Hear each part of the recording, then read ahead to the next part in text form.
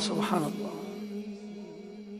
دل تو کر رہا تھا کہ سلسلہ رکے نہیں، مگر مدنی پھول بھی پیش کرنے ہوتے ہیں اور وقت بھی سلسلے کا کم ہے.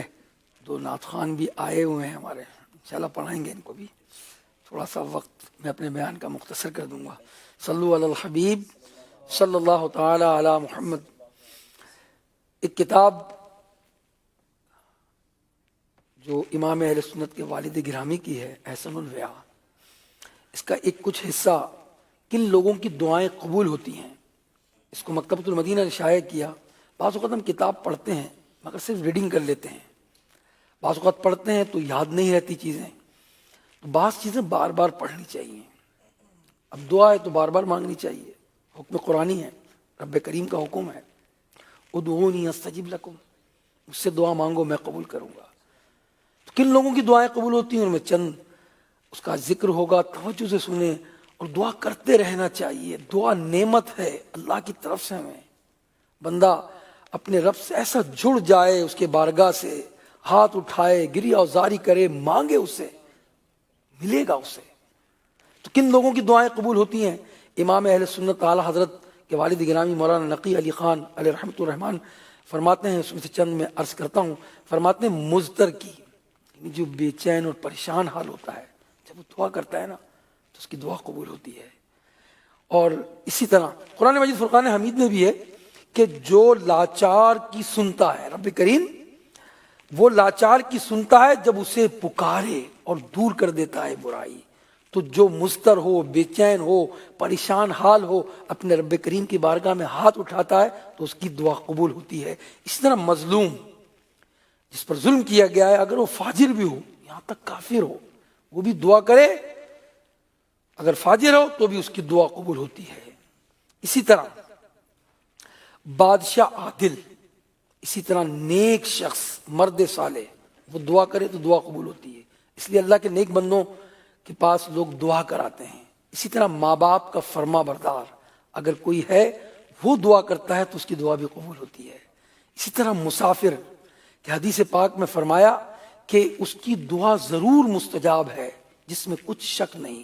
تو جو سفر کرتے ہیں، مسافر بنتے ہیں، تو سفر کرنے والا جو مسافر ہے اور رب کریم کی بارگاہ میں دعا کرے گا تو دعا قبول ہوگی. ایک روایت میں فرمایا 3 شخص ہیں کہ اللہ پر حق ہے کہ ان کی کوئی دعا رد نہ کرے. ایک روزے دار کا افطار، دوسرا مظلوم کا انتقام، اور تیسرا مسافر کا رجوع. اور یہاں امام اہل سنت فرماتے ہیں کہ خصوصاً وقت افطار، اس وقت دعا قبول ہوتی ہے. حدیث شریف میں ہے کہ امام اہل سنت کے والد گرامی نے ایک اور جگہ فرمایا کہ مسلمان کی اس کی غیبت میں، یعنی اس کی غیر موجودگی میں دعا کرنا یہ قبول ہوتی ہے. جیسے اگر کوئی میرا دوست میرے پاس موجود نہیں ہے اور میں اس کے لیے دعا کرتا ہوں، اپنے بھائی کے لیے دعا کرتا ہوں، اپنی بہن کے لیے دعا کرتا ہوں، تو اس کی غیر موجودگی میں جو دعا مانگوں گا وہ دعا قبول ہوتی ہے. حدیث میں یہاں فرمایا یہ دعا نہایت جلد قبول ہوتی ہے، اور فرشتے کہتے ہیں اس کے حق میں تیری دعا قبول اور تجھے بھی اس طرح کی نعمت حصول.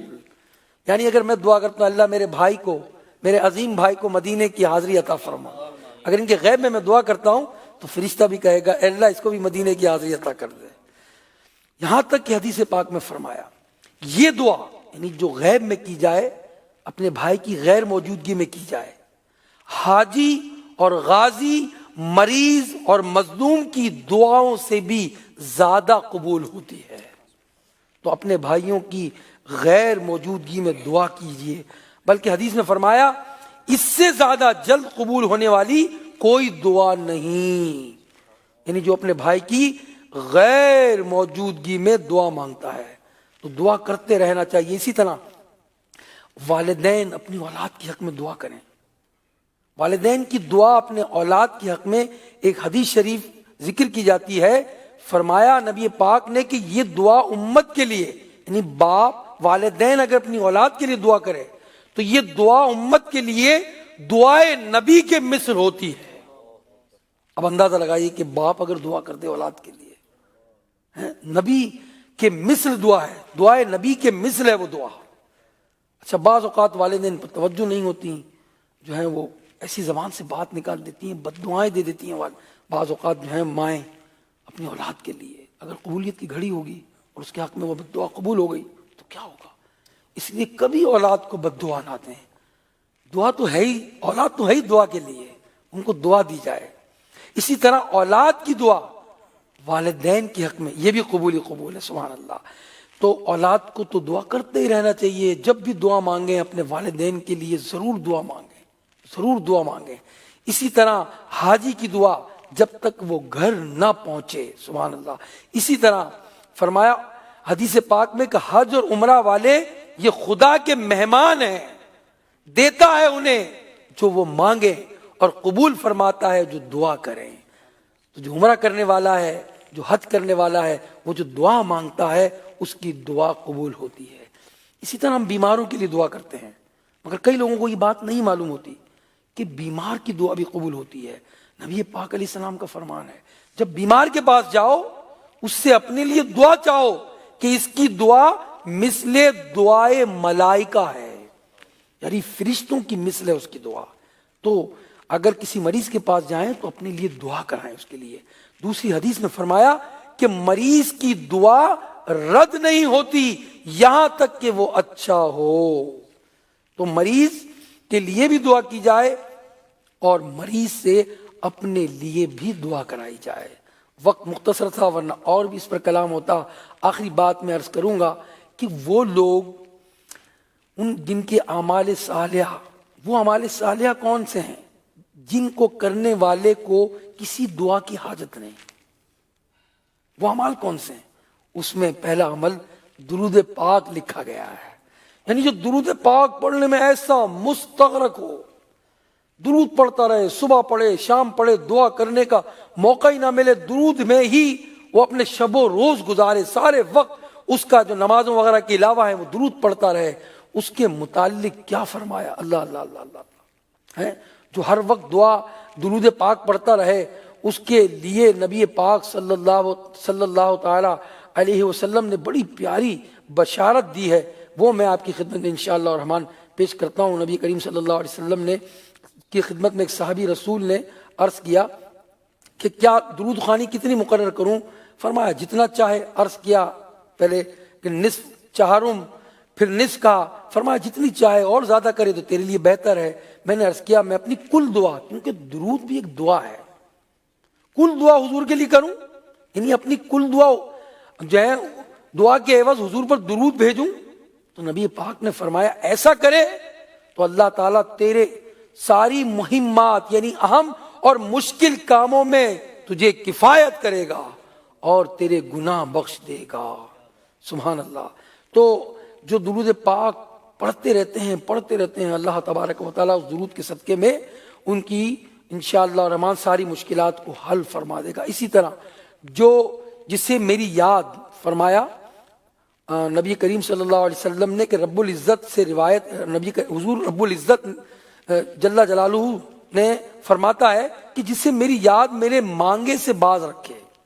یعنی اللہ کو یاد کر رہا ہے، مانگ نہیں رہا، پڑھ اللہ کو یاد کر رہا ہے، اللہ اللہ سبحان اللہ، اللہ کی تسبیح اور تحلیل کر رہا ہے.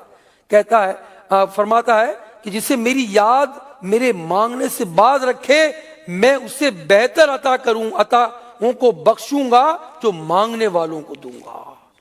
میں اسے عطا کا بخشوں گا، اسے بہتر اسے عطا کا بخشوں جو مانگنے والوں کو دوں. یعنی جو مانگنے والے ہیں ان سے زیادہ اللہ تعالیٰ نے بخشے عطا کرے گا کہ جس کو اللہ کی یاد نے مانگنے سے روکے رکھا.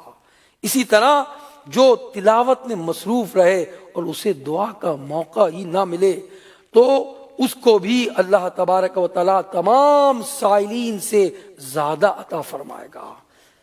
جو اللہ کی ایک کلام کو پڑھتا رہے اور دعا کرنے کا موقع نہ ملے تو پھر اس کی جولی تو ایسی بھرتی ہے کہ بھرتی ہی جاتی ہے. اللہ تعالیٰ ہمیں بار بار دعا کرنے والا بنائے، مانگنے والا بنائے. اس سے مانگے، وہ مانگنے والے سے خوش ہوتا ہے، اور جو نہیں مانگتے، جو دعا نہیں کرتے اس سے ناخوش ہوتا ہے.